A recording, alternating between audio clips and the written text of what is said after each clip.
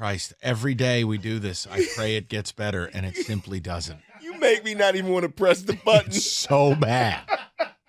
Christ. So this is what I did. I came up with a list of free agents, key free agents, that will be free agents starting June 30th. That is the negotiating window.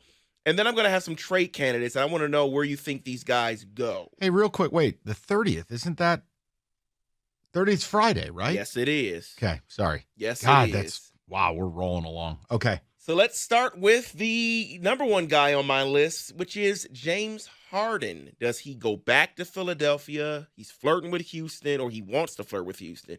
Where does he end up? He can go to hell. I like hate that him. answer. I absolutely loathe his existence. He's a losing ball player. Yes, he is. And people are still stuck on the guy from 2018 with Houston. He's not the same player.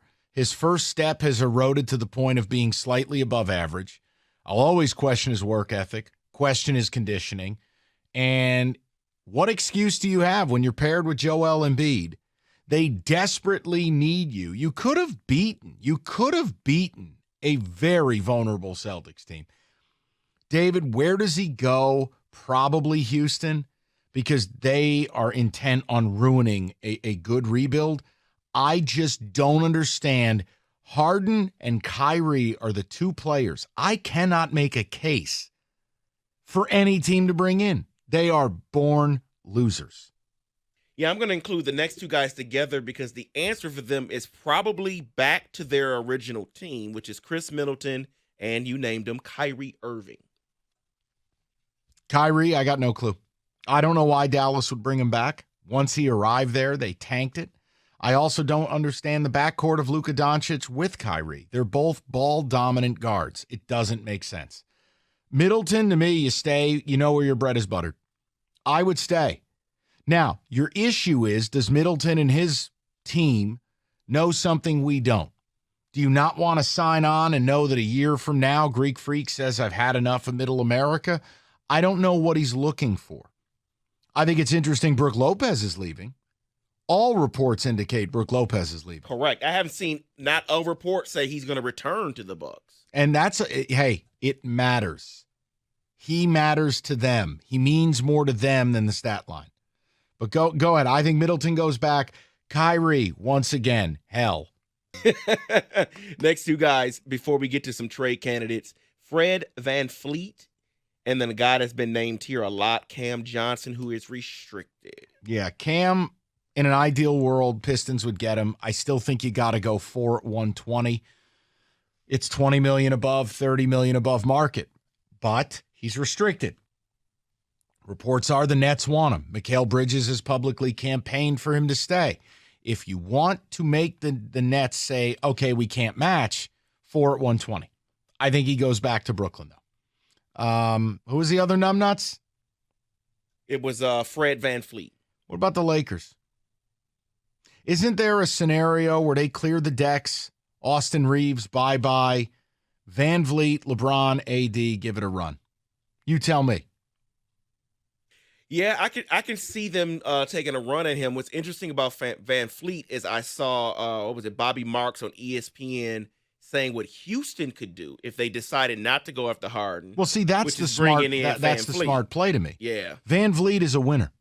He's a born winner, man. And to me, if you put him in that young backcourt with Jalen Green, I think he could teach him some decent habits. That to me, it's a way better pairing. But that's every reason Houston won't do it, because they're hell-bent on this James Harden stuff. So let's go through a couple trade candidates here. I'm going to give you a guy. You let me know if they get traded, and if they do, where. First guy, he's been talked about. He's meeting with the team today. It's Damian Lillard. Miami. Does it happen? I'm going to say yes, because they drafted Scoot Henderson and couldn't deliver a veteran to him on draft night.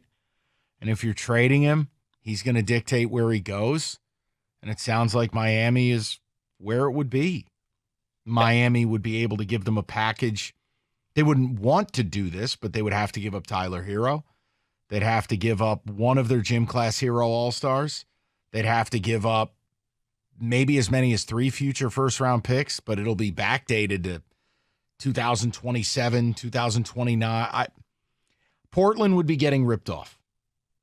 But by taking Scoot last Thursday night, doesn't it feel like it has to happen? Yeah, I think it does need to happen, and that buzz, it seems to be getting louder around that situation. Let's go to another guy, Pascal Siakam. Okay, if Dame doesn't leave Portland, that's one I could see, is Siakam to Portland.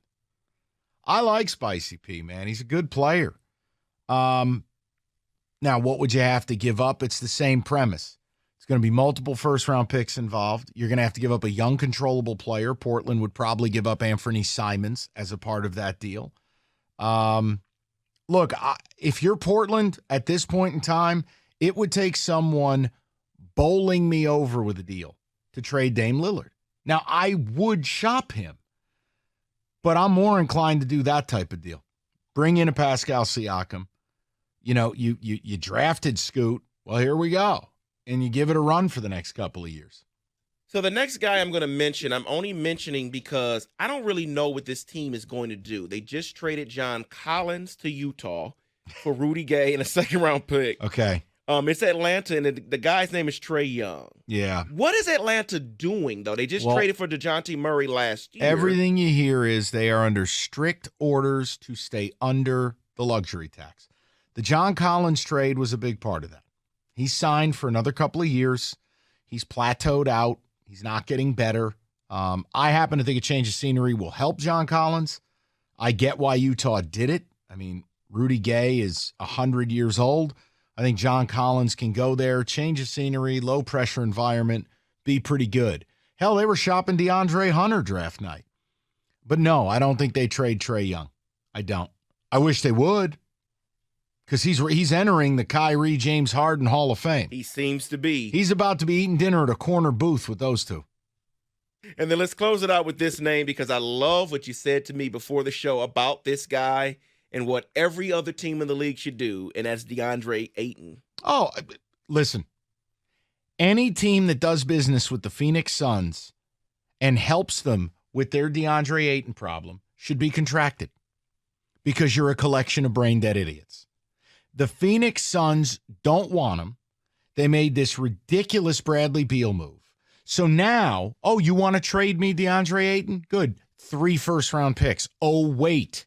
You don't have any. Your owner walked in and burned the place down. So you don't have picks. You don't have controllable players to give me. And you want me to give you what exactly?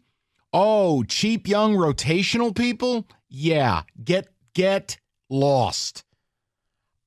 David, I think with the report saying that the Suns, quote, want to run it back with DeAndre Ayton, tells you that all these other teams told him to kick rocks. I would never help them. They said, no, thank you. You're stuck. And that like Walter White with Jesse Pinkman's girlfriend. He let her choke. Let the Suns choke. That was a great scene. It was a horrifying scene. Whew. What a great show. If you haven't watched Breaking Bad, do it. I think I'm going to rewatch that. It's a tremendous series. That is your NBA. It's too intelligent for Kenny to watch, but it's a great series. That is your NBA Fast Break.